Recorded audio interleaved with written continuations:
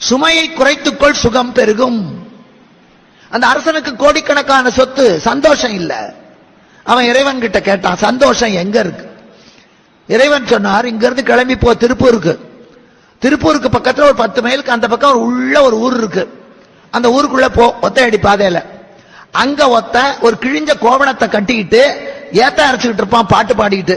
அவங்கிட்ட போய் கேட்டா சந்தோஷம்னா என்னன்னு சொல்லுவான். ராஜா போனா ஒத்தையடி பாதை, அங்க போனா ஒருத்தன் ஏத்த அரைக்கிறான். ஏற்றம் இறைக்கிற போது அவன் கட்டி இருக்கிறது கோவணம். அந்த கோவணமும் பின்பக்கம் கிழிஞ்சு கிடக்கு. ஒரு அழுக்கு கோவணம். ஆனந்தமா பாட்டு பாடிக்கிட்டு சிரிச்சுக்கிட்டே ஏற்றம் இறைக்கிறான்.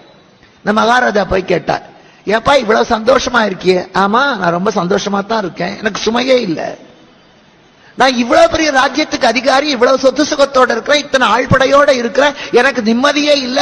நீ இப்படி கிழிஞ்ச கோவணத்தை கட்டிக்கொண்டு சந்தோஷமா இருக்கே, இதுக்கு எப்படிரா அர்த்தம்னா? வாங்க காட்டுறேன். வீட்டுக்கு கூட்டிட்டு போனான். குடிசை வீடு 10 இடத்துல பொத்தல். அந்த குடிசை வாசல்ல வயசான ஒரு கிழவியும் கிழவனும் கேழ்வரகு கூழ் குடிச்சுக்கிட்டு இருக்காங்க. இவன் சொன்னான், இதான் எங்க அப்பா அம்மா, அவங்க சாப்பிடுறாங்க பாருங்க, அது நான் வாங்கின கடனுக்கு 1 ரூபாய். எனக்கு 4 ரூபாய் தான் சம்பளம். அந்த 4 ரூபாயில 1 ரூபாய் கடனுக்கு. பெத்த கடன் என்ன அவ சுமந்திருக்கா, என்ன வளர்த்திருக்கா, அதெல்லாம் கடன் தான். அதை நான் திருப்பி தரணும் இல்லையா? அந்த பெத்த கடனுக்காக நான் என் சம்பளத்துல 1 ரூபாய் கொடுத்துட்டேன், அதான் அவங்க சாப்பிடுறாங்க. உள்ள போனான். அவ அக்கா புருஷன் துரத்தி விட்டுட்டான். வாழா வெட்டியா வந்து உட்கார்ந்து இருக்கா. அவளும் ஒரு கேழ்வரகு கூழ் குடிச்சிட்டு இருக்கா. அப்ப இந்த விவசாயி சொன்னா, ஐயா இது தர்மம். ஏன்னா எங்க அக்காவை நான் காப்பாத்தணும்னு அவசியம் இல்லை, எங்க அப்பா அம்மா காப்பாத்தணும், கட்டுறவன் காப்பாத்தணும். ஆனா அவனும் விட்டுட்டான், இவங்களாலையும் முடியல, நான் காப்பாத்துறது தர்மம். அந்த 4 ரூபாயில 1 ரூபாய் தர்மத்துக்கு. இன்னும் கொஞ்சம் உள்ள போனான். பொண்டாட்டி குடிச்சிட்டு இருந்தான். ஐயா இது கடமை. பஞ்ச காலத்துல என் பெண்டாட்டி பிள்ளைய நான் தான் காப்பாத்தணும், பக்கத்து வீட்டுக்காரன் வந்து காப்பாற்ற மாட்டான். அதனால அவளை நான் காப்பாற்ற வேண்டியது கடமை. கடமைக்கு 1 ரூபாய். இன்னும் கொஞ்சம் உள்ள போனான். பையன் கூழ் குடிச்சிட்டு இருந்தான். இது என் சேமிப்பு. இன்னைக்கு இவனுக்கு நான் போட்டேன்னா நாளைக்கு இவன் வளர்ந்து போய் எனக்கு கொடுப்பான். இன்னைக்கு பேங்க்ல போட்டு வச்சா தான் நான் ரிட்டையர்ட் ஆனா வாங்கிக்க முடியும். இது சேமிப்பு. நான் சம்பாதிக்கிற 4 ரூபாயில 1 ரூபாய் கடனுக்கு, 1 ரூபாய் தர்மத்துக்கு, 1 ரூபாய் கடமைக்கு, 1 ரூபாயை சேமிச்சு வைக்கிறேன். எனக்கு என்னையா கவலை? கடனும் தீர்ந்து போகுது, தர்மத்தோட புண்ணியமும் எனக்கு கிடைக்கிறது, சேமிப்பும் பலன் கொடுக்கும். கவலையே இல்லை சார்.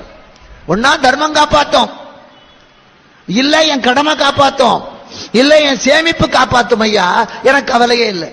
அதுதான் வாழ்க்கை. எவ்வளவு சம்பாதிக்கிறோம் என்பது முக்கியம் அல்ல ஐயா, எப்படி வாழுகிறோம் என்பதுதான் முக்கியம். இது ஊருக்காக நான் சொல்லல, அனுபவிச்சு சொல்றேன்.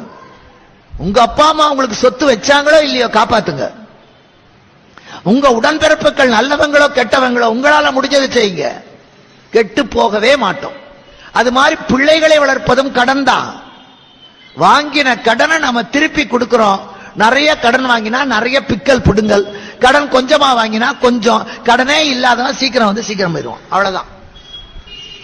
பிறந்து 10 மாசம் செத்தா அது ஒரு ஞானியோட ஆத்மா, அவருக்கு இந்த உலகத்துல அவ்வளவுதான். நாம 150 வயசு இருந்தா புண்ணியாத்மா இல்ல, மகாபாவின்னு அர்த்தம். நம்ம சேர்ந்தவனெல்லாம் செத்து போய் பாக்குறவனெல்லாம் இது உட்கார்ந்து இருக்கு கிழக்கோட்டம், எல்லாரையும் முழுங்கிவிட்டு இத்தனையும் வாங்கிக்கிட்டு நம்ம வாழறோம்னா அவ்வளவு பாவம் பண்ணிருக்கோம்னு அர்த்தம். அதனால ஆயுசு நிறைய இருக்கிறவன் புண்ணியவானும் அல்ல, அல்பாயுசுல போறவன் பாவியும். Download Moj.